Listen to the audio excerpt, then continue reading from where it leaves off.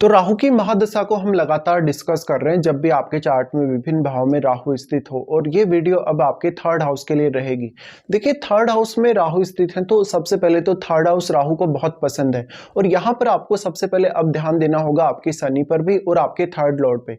ज्यादातर स्थितियों में राहु थर्ड हाउस में बहुत ज्यादा बेहतर परिणाम लाते हैं, लेकिन किसी किसी केस में ऐसा भी होगा आपके साथ जहां पर आप जो एक्सपेक्ट कर रहे हैं राहु से वैसा रिजल्ट आपको नहीं मिला। उस स्थिति में आपका डिस्पोजिटर हो सकता है बहुत स्ट्रॉन्ग स्थिति में आपके चार्ट में नहीं है, या तो फिर राहु बहुत स्ट्रॉन्ग स्थिति में यहाँ नहीं बैठे हो, या तो फिर आपका शनि बहुत वेल प्लेस्ड ना हो चार्ट में, या किसी अन्य ग्रह के प्रभाव की वजह से भी ऐसा हो सकता है। लेकिन थर्ड हाउस राहु को बहुत ही पसंद है, और राहु के लिए ये एक फेवरेट प्लेसमेंट मानी जा सकती है, जो सबसे ज्यादा फेवरेट प्लेसमेंट होगी। तो ये जो प्लेसमेंट है इसमें राहु आपको काफी पराक्रम देता है, बुद्धिमत्ता बहुत ज्यादा देता है, तार्किक क्षमता, सोचने विचार करने डिसीजन लेने के लिए बहुत अच्छे आपको क्षमता देता है। इस प्रकार का राहु आपको काफी कार्यकुशल भी बनाता है। आप में जो नेचुरल एबिलिटी होती है, जो आपको टैलेंट मिला है प्रकृति से, उसको बढ़ाने का ही यहाँ राहु काम करते हैं। इस प्रकार का राहु है तो ज्यादातर स्थितियों में आप संचार से जुड़े कार्य कर सकते हैं, मीडिया से जुड़े, इंटरनेट से जुड़े, यूट्यूब से जुड़े टेक्निकल काम भी आप कर सकते हैं। साथ साथ में आपका कम्युनिकेशन उसमें बहुत बड़ा रोल निभाएगा। तो आपका कम्युनिकेशन जितना बेहतर होगा उतनी ही ज्यादा आपके लिए सक्सेस होने की संभावनाएं होंगी। और इस प्रकार का राहु आपको बहुत ही ज्यादा ऑब्सेस्ड करता है ऐसे कार्यों के प्रति। तो आप अपनी वाणी से दूसरों पर बहुत ही स्ट्रॉन्ग प्रभाव डाल पाते हैं, आप अपने आप को अभिव्यक्त बहुत ही अच्छे से कर पाते हैं। इस प्रकार का राहु है तो वास्तव में अब अगर थर्ड लॉर्ड भी बहुत मजबूत है, या आपके चार्ट में शनि भी बहुत वेल प्लेस्ड है, तो ऐसा राहु और भी ज्यादा बेहतर रिजल्ट ला सकता है। इस प्रकार का राहु आपको फॉरेन के थ्रू भी काफी सक्सेसफुल बना सकता है। कभी कभी ऐसा होता है कि आप फॉरेन में सेटल भी होते हैं, कभी कभी किसी किसी केस में आप सेटल नहीं होके भी आप फॉरेन से काफी गेन प्राप्त करते हैं। हो सकता है आपकी राहु की महादशा हो तो आप या तो फॉरेन में सेटल हुए हैं, या बार बार आपका फॉरेन में ट्रेवल हो रहा है, आपको ट्रेवल के थ्रू काफी फायदा मिल रहा है, या तो अगर आप सेटल नहीं भी हुए तो आप अपनी कंट्री में होते हुए भी किसी दूसरी कंट्री में किसी भी प्रकार की सर्विसेज प्रोवाइड कर रहे हैं, या तो अपना कोई प्रोडक्ट वहां भेज रहे हैं। तो थर्ड हाउस का राहु बिजनेस के लिए ज्यादा बेहतर माना जाएगा जॉब करने की तुलना में। लेकिन ये राहु आपको बहुत ज्यादा ऑब्सेस्ड करता है, और उस ऑब्सेशन की वजह से आपकी सफलता सुनिश्चित हो जाती है इसमें। लेकिन आपके बाकी ग्रहों का रोल भी बहुत इंपॉर्टेंट है। हालांकि राहु यहाँ काफी मल्टीप्लाई कर रहे हैं आपके थर्ड हाउस के क्वालिटीज को। तो अगर मान लो थर्ड हाउस का लॉर्ड भी आपका वेल प्लेस्ड है, या राहु के साथ अगर यहाँ कोई ऐसा मित्र ग्रह इनका बैठा है जैसे बुध जैसा ग्रह हो, शुक्र जैसा ग्रह हो, तो राहु के लिए और भी ज्यादा सपोर्टिव स्थिति होगी। लेकिन ज्यादातर स्थितियों में राहु अगर अकेले बैठे हो तो वो ज्यादा बेहतर माने जा सकते हैं, क्योंकि फिर अगर कोई ग्रह अगर इनके साथ बैठा है तो फिर आपको उन ग्रहों की जो लॉर्डशिप है आपके चार्ट में वो भी देखनी होगी। फिर कभी कभी ऐसा होता है कि वो जो आपके भाव है उस ग्रह से रिलेटेड उन रिश्तों के साथ आपकी उतनी बेहतर अंडरस्टैंडिंग नहीं सामने आती। इस प्रकार का राहु है तो आपका जो सफलता है कहीं ना कहीं वो आपके घर से दूर जाने पे, विदेश जाने पे, किसी अदर स्टेट में सेटल होने पे ज्यादा प्रबल हो सकता है। इस प्रकार का राहु मेनली आपको मेहनती तो बनाता ही बनाता है, आपकी स्वयं की जो नेचुरल एबिलिटी है या जो आपकी क्रिएटिव स्किल्स हैं उन्हीं को वो बढ़ाने का काम करता है। तो आप अपनी कार्य क्षमता से एकदम डबल कार्य क्षमता पे काम कर पाते हैं। तो आप कभी भी थकते नहीं है, बहुत ही मेहनती होते हैं। लेकिन क्योंकि आप बहुत ज्यादा ऑब्सेस्ड होते हैं तो आपने कितनी मेहनत की उसका आपको कभी कभी आइडिया नहीं लगता। इस प्रकार का राहु शॉर्टकट तरीकों से भी काफी आपको आगे लेकर जा सकता है। उसमें डिपेंड करेगा कि थर्ड लॉर्ड आपका कितना मजबूत है। तो मान लो अगर राहु यहाँ शुक्र के साथ बैठे हैं, अगर राहु यहाँ बुध के साथ बैठे हैं, या यहाँ पे राहु अगर अकेले बैठे हैं, तो फिर अगर वो कुंभ राशि में हो, वृषभ में हो, मिथुन में हो या कन्या में हो तो बहुत ही ज्यादा बेहतर रिजल्ट हो सकते हैं। यहाँ पे अब जो साथ बैठा ग्रह है वो बहुत इंपॉर्टेंट रोल प्ले करेगा, क्योंकि उस ग्रह का दृष्टि आपके चार्ट में कुछ अन्य भाव पे हो सकता है। अगर जैसे राहु के साथ यहाँ जुपिटर बैठे हो तो जुपिटर यहाँ पे आपके उन्हीं भावों को सिर्फ प्रभावित करेंगे जिनको राहु प्रभावित कर रहे हैं। लेकिन आपके अगर मंगल बैठे हो तो मंगल आपके यहाँ 6th हाउस को प्रभावित करेंगे, 6th के साथ साथ वो 9th और आपके 10th दोनों को ही प्रभावित करेंगे। तो इस हिसाब से आपको जो साथ बैठा ग्रह है उसका रोल भी उतना ही ज्यादा इंपॉर्टेंटली देखना चाहिए। अब क्योंकि राहु यहाँ किसी भी अगर अन्य ग्रह के साथ बैठे हैं तो आपको राहु की महादशा के दौरान उस ग्रह की अंतर्दशा अवश्य ही आएगी। तो उस दशा में भी आपको काफी बेहतर रिजल्ट देखने को मिल सकते हैं अगर वो ग्रह यहाँ राहु का मित्र हो तो। इसके साथ साथ कभी ऐसा भी होगा कि राहु के साथ अगर इनका कोई शत्रु ग्रह बैठा है, या राहु के साथ कोई ऐसा चंद्रमा जैसा ग्रह अगर बैठा है, तो उस भाव से जिसके वो स्वामी है उससे आपके रिश्ते बहुत ज्यादा डिस्टर्ब होने के चांसेस होंगे। अगर राहु मेजरली यहाँ स्कॉर्पियो साइन में है, अगर एरीज में है, अगर कर्क में है, तो उतने बेहतर रिजल्ट नहीं देखे जाते हैं कभी कभी। ऐसी स्थिति में आपको फिर डिस्पोजिटर पर ज़्यादा डिपेंडेंट रहना होगा और आपके शनि की प्लेसमेंट पर भी। अब यहाँ अगर देखा जाए दृष्टियों के हिसाब से राहु की, तो राहु आपके थर्ड हाउस से आपके सेवंथ हाउस पे अपना प्रभाव डालते हैं, तो आपको काफ़ी नेम फेम प्रदान करते हैं, दूसरों के साथ डीलिंग करने के लिए अच्छी क्षमताएं प्रदान करते हैं। आप अपने आप को दूसरों के सामने बहुत बेहतर तरीके से रिप्रेजेंट कर पाते हैं। साथ साथ में आप में मार्केटिंग की बहुत अच्छी स्किल्स हो सकती हैं। आप जहाँ भी जाएंगे, जिस फील्ड में भी काम करेंगे, उसमें बहुत ही ज़्यादा एक्टिवली आप काम करेंगे और डिसीजन भी काफ़ी एक्टिवली लेंगे। तो आपका जो ग्रोथ है, ग्रोथ की पॉसिबिलिटी बहुत स्ट्रांग होती है ऐसे राहु की प्लेसमेंट से।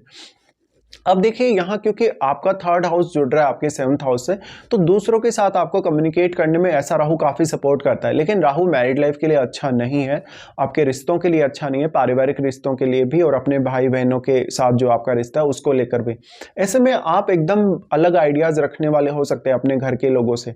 राहु का प्रभाव सप्तम भाव पर है, तो राहु की महादशा में मैरिज होना संभावित है, किसी के साथ रिलेशनशिप या अफेयर होना संभावित है, या किसी के साथ कोई ना कोई इस प्रकार की फ्रेंडशिप होना संभावित है। कभी कभी ऐसा भी होगा कि राहु की महादशा के दौरान आपको फॉरेनर लोगों से जो है फ्रेंडशिप ज्यादा अच्छी जमेगी, या अदर स्टेट के लोगों से या एकदम अननोन लोगों से आपका ज्यादा बेहतर जमेगा। ऐसे में उन लोगों का सपोर्ट आपको लाइफ में बहुत बेहतर हो सकता है।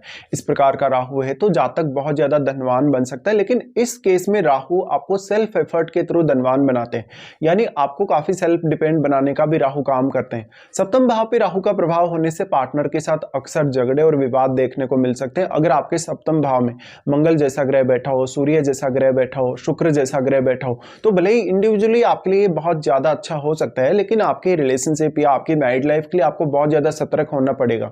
इस प्रकार का राहु आपकी कामुकता को भी बढ़ाएगा। अगर यहाँ आपके मंगल बैठा हो सप्तम में, अगर आपके शुक्र बैठा हो, या आपका थर्ड लॉर्ड का संबंध अगर सेवंथ हाउस से हो, लेकिन ऐसा राहु बिजनेस करने के लिए बहुत ही ज्यादा बेस्ट है और आप अपने बिजनेस की वजह से काफी फेम भी पाते हैं। राहु का प्रभाव आपके सेवंथ हाउस पर होने से कोई भी प्रकार के बिजनेस में आपके ग्रोथ होने की पॉसिबिलिटी बहुत ज्यादा स्ट्रांग होती है। अब यहाँ सप्तमेश को बहुत स्ट्रांग होना पड़ेगा, या सप्तम भाव में भी अगर कोई भी ग्रह बैठा है तो आपके इंडिविजुअल तौर पे अगर राहु का वो मित्र ग्रह हो तब वो ज्यादा बेहतर रिजल्ट ला सकता है। यहाँ जब भी आप किसी से मैरिज करें तो एक लव मैरिज भी आपकी संभावित हो सकती है, लेकिन उसमें अन्य ग्रहों का रोल भी उतना ही ज्यादा इंपॉर्टेंट है।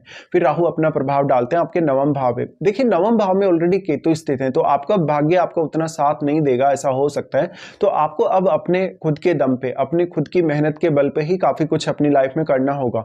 ऐसे में यहाँ आपको अपने बल पर चलना चाहिए, हमेशा दूसरों की आज्ञा मानने के बजाय, दूसरों की बात मानने के बजाय खुद आप कितने सही हैं अपने लिए, या आपके लिए आपको लगता है कि क्या सही है, या कितना बेहतर तरीके से आप फैसला ले पाते हैं, उस पर आपकी अब सफलता डिपेंड करेगी। सप्तम भाव पे राहु का प्रभाव है और क्योंकि नवम भाव पे भी राहु का प्रभाव है, तो ऐसे में आपके विदेश यात्रा करने या आपका जो बिजनेस है या कोई भी अगर काम है सप्तम भाव से रिलेटेड, तो उसके लिए आपके फॉरेन से कनेक्टेड होने के चांसेस बहुत स्ट्रांग बन जाते हैं। राहु का प्रभाव नवम भाव पर होने से यहाँ केतु है, तो केतु सारी की सारी एनर्जी अब्जॉर्ब कर रहे हैं, और वैसे भी राहु और केतु के बीच में 180 डिग्री का एंगल है, तो राहु के साथ बैठा हुआ ग्रह ही केतु पर अपना ज्यादा स्ट्रांग प्रभाव यहाँ डाल पाएगा। अब क्योंकि यहाँ जो केतु है, आपके जो 9th हाउस में केतु बैठे हैं, उनके साथ भी जो ग्रह बैठा है उसको देखिएगा। वो ग्रह अगर एक फायरी ग्रह है तो आपको वो काफी ज्यादा अप्स एंड डाउन्स दिखा सकता है, लेकिन क्योंकि यहाँ केतु अगर फायरी ग्रह के साथ बैठ के तो काफी विस्फोटक स्थिति उत्पन्न करते हैं, तो इस प्रकार का केतु आपको काफी आध्यात्मिक जीवन जीने के लिए प्रेरित कर सकता है, काफी धार्मिक बना सकता है, या फिर आपको स्पिरिचुअल नॉलेज तो बहुत अच्छी दे सकता है, लेकिन फिर रिश्तों के लिए उतना अच्छा नहीं है। और अगर आपका 9th लॉर्ड भी मजबूत स्थिति में नहीं है तो आपको अपने भाग्य पे बहुत ज्यादा डिपेंडेंट होकर काम नहीं करना चाहिए। देखिए नवम भाव पे राहु का प्रभाव होने से अक्सर आपको बहुत एक्टिव राहु बनाएगा और यात्राएं काफी ज्यादा देगा, और उन यात्राओं के थ्रू आपको जीवन में काफी ज्यादा फायदा भी होगा, काफी ज्यादा गेन भी होगा। लेकिन आपकी जो प्रॉब्लम है वो ओवर एक्सपेक्टेशन को लेके है। आपकी एक्सपेक्टेशन जितनी होगी हो सकता है उतना बेहतर रिजल्ट यहाँ ना हो, तो यहाँ नवम भाव से कुछ ज्यादा एक्सपेक्टेशन मत रखिए। उसके बाद राहु का प्रभाव होगा 11th हाउस पे। अब देखिए यहाँ 7th हाउस और 11th हाउस दोनों ही आपस में कनेक्ट कर रहे हैं राहु, और ऐसे केस में बिजनेस करने के लिए सबसे बेस्ट स्थिति, क्योंकि आपका जो 11th हाउस है वो आपका नेटवर्क है, आपका सोशल नेटवर्क है, और उसमें जो आपके साथ जुड़े लोग हैं उनमें ज्यादातर लोग आपके बहुत अननोन हो सकते हैं, विदेशी लोग हो सकते हैं, अदर स्टेट के लोग हो सकते हैं, या तो अब आपका जो बिहेवियर है दूसरे लोगों के साथ वो काफी आपके लिए मैटर करेगा आपकी सफलता के लिए। तो 11th लॉर्ड आपका जो होगा उसको देखिए, अगर 11th लॉर्ड भी अगर बहुत मजबूत स्थिति में आपके चार्ट में बैठा है या फिर 11th हाउस में कोई ऐसा ग्रह बैठा है जो राहु का मित्र हो, तो राहु और भी ज्यादा स्ट्रॉन्ग प्रभाव यहाँ दिखाते हैं। लेकिन देखिए अब आपको अपने ऊपर ज्यादा से ज्यादा डिपेंडेंसी रखनी होगी। राहु का प्रभाव आपके 11th हाउस पे होने से आप अपने सेल्फ एफर्ट के तौर पर बहुत ज्यादा अर्निंग कर पाएंगे और आप अपनी लाइफ में बहुत ज्यादा स्टेबल हो पाएंगे। लेकिन अब इंपॉर्टेंट ये भी है कि राहु की महादशा आपको आती कब है। ज्यादातर स्थितियों में अगर राहु आपका वेल प्लेस्ड हो तो आपकी महादशा अगर 25 की एज के आसपास स्टार्ट होती है या इवन 35 से पहले पहले भी अगर स्टार्ट हो जाए तो आप लाइफ में काफी कुछ करने में सक्षम होंगे।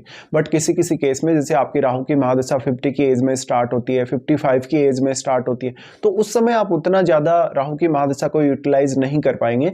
ऐसे में सबसे ज्यादा सावधानी आपको अपने रिश्तों को लेकर रखनी होगी, क्योंकि आप सेल्फ ऑब्सेस्ड बहुत ज्यादा होंगे और दूसरों से भी आप वैसी ही अपेक्षाएं रखेंगे। ऐसे में अगर आप यहाँ राहु को फॉलो ना करें मैरिज या रिलेशनशिप रिलेटेड मामलों में, तो ज्यादा बेहतर रिजल्ट हो सकते हैं। बट अगर आप बिजनेस करने जा रहे हैं, कोई भी प्रकार का क्रिएटिव वर्क करने जा रहे हैं, तो राहु को फॉलो अवश्य करें। अब ज्यादातर लोग यही करते हैं कि उनकी अगर राहु की महादशा होती है तो वो रेमेडी वगैरह करना स्टार्ट कर देते हैं, या कोई भी पर्टिकुलर ग्रह की महादशा होगी तो उसका स्टोन वगैरह धारण कर लेते हैं। लेकिन आपको यहाँ ये देखना होगा वास्तव में आपका राहु कितना स्ट्रांग है, और आपको ये सजेशन के आधार पे ही करना चाहिए। हमेशा किसी ना किसी से कोई ना कोई सलाह लेके ही ऐसा काम करना चाहिए, अदरवाइज आप अपना नुकसान करवा लेंगे। यहाँ पे राहु बहुत ज्यादा महत्वाकांक्षी आपको बनाते हैं और आपको सेल्फ कॉन्फिडेंस बहुत ही गजब का देता है। तो अब आपके एफर्ट पे भी बहुत कुछ डिपेंड करेगा कि आप कितनी ज्यादा लाइफ में राइज करेंगे इस दशा के दौरान। साथ साथ में आपको ये बहुत ज्यादा ही इंपॉर्टेंट है कि अन्य जिन ग्रहों का प्रभाव आपके थर्ड हाउस पे है उन ग्रहों को आपको जरूर ही देखना होगा।